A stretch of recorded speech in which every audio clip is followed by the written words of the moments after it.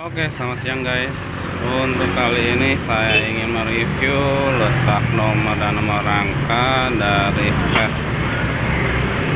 Honda Fit ya 2013. Oke, kita lihat di sini. Pertama-tama itu untuk nomor letak dari rangka ya Honda Fit. Ada di sini ya, guys. Di bawah wiper.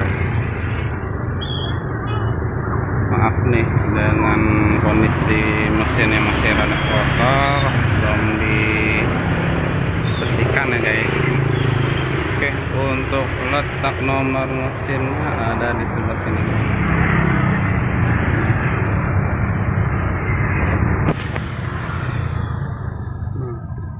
Ini guys.